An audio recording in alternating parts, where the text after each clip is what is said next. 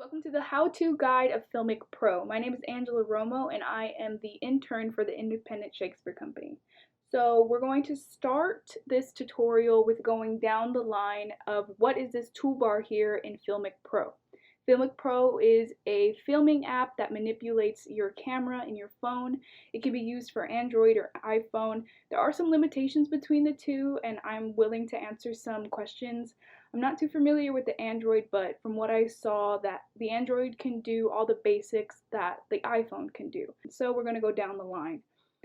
Your left-hand side, if you're filming from your front camera, if you want to look at yourself while you're performing, you have a little color wheel circle diaphragm here you can press.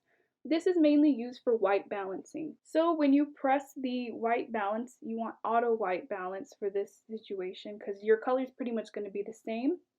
It keeps your image from being too orange. It's going to be a neutral color. So once you have your screen white balanced, you can go to the next toolbar option, which is a little target here.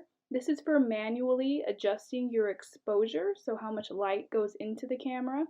This is overexposed, underexposed. And you see here on your top left, there's a little arrow. It's kind of hard to see, but if you press that arrow, it automatically moves to show drama. You know, if you want a closing act, she flips the American flag on her shirt and it's closing, automatic. So that's fun. And then with the front camera, you can also zoom manually and you can zoom automatically, dramatic effect, but you cannot manually focus on the front camera. That's for the back camera, and we'll cover that after I finish the front camera. Here, this little triangle toolbar, this is unnecessary. You don't really need to use any of these things, but it's for while you're filming, you can see what certain parts are exposed. You have the zebra effect, these little effects here. You have the zebras. It shows like what part of your image is getting the most sunlight. You don't need to know about that today. But if you don't want that, you can play around with that, but that is what that is for, and it's really unnecessary for this specific situation. So in the center here, you have your time code. It shows your battery life. It shows how much space you have, and frames per second. 24 FPS is showing how many pictures are being taken per second to make a full film. 24 is standard. 24 is what everything's shot on. So if you wanted to do anything more than that, your image is going to look either too choppy or too crisp. So you want to stay on the 24 FPS. Make sure that you are at 720, and I'll show you how to make sure that you're there. But that is a standard resolution, so it's not too high definition, and we can export it and put it online and it's super clear. You have the option to lower the volume and increase the volume. The volume that I'm recording now is from a separate microphone, but if you are recording and you're not hearing any audio, make sure that you check out this white bar here at the bottom. You can also check how loud your levels are here.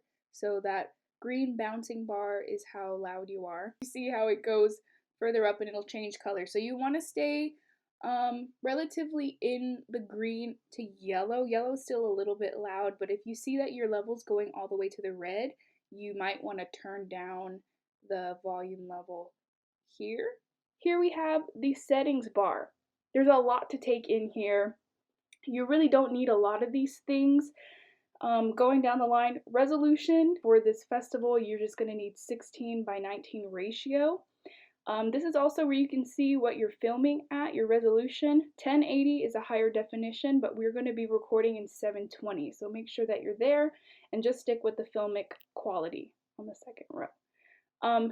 Frame rate, you want to be at 24 standard. Make sure that it's on that. It should automatically be there, so that's important too, but just to check your app, make sure that you are on 24 frames per second. The audio, you want to be at 48 kilohertz and just use your iPhone microphone. If you have a microphone that plugs into your iPhone, which some of you may have a lavalier or a different type of microphone, I'm sure if you plug it in, it'll have an option to record from that. I personally don't have a microphone that plugs in, so you can ask me questions about that. When clicking on my device, I have my videos sent straight to my camera roll. That's just a little perk if you want that. The first row are all the basics here. The second row you have here is not really anything you need to worry about, so I'm not going to cover it because everything that automatically loads onto the app should be what it's supposed to be, and the extras are, if you have it saved to your camera roll, you should be able to just send it straight to a Google Drive or Dropbox for the editing process. The camera, you can flip the camera here, and that just changes your, here's my backyard.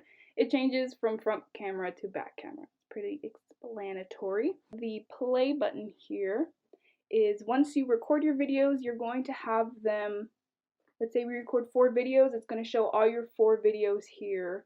This is your little inbox of videos. You can select using that checkbox. Right now I have 0.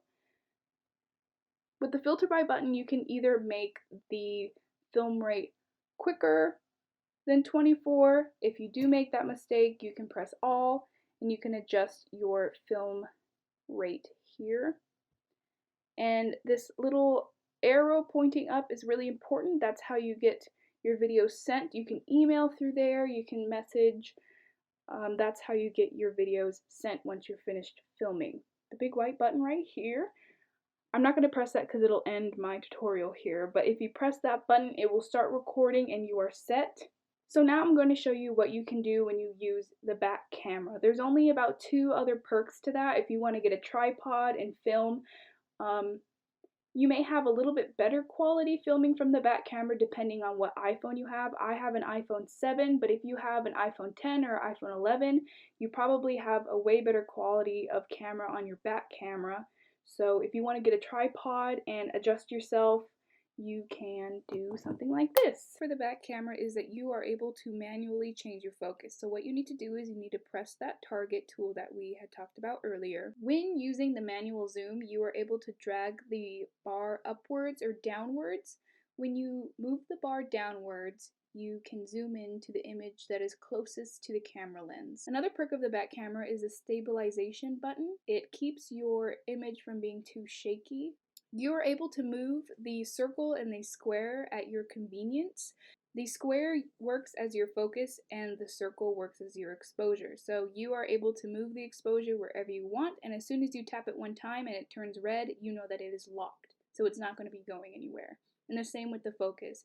You can tap it one time and you are allowed to move it, and once they're locked down, they are locked down. Hopefully I covered all the basics with Filmic Pro. If you have any questions, feel free to email me at angela@iscla.org. This is an interesting time, and this app has been helping and revolutionizing the way that people film at home. And I hope you enjoyed this tutorial, and I can't wait to see what you create.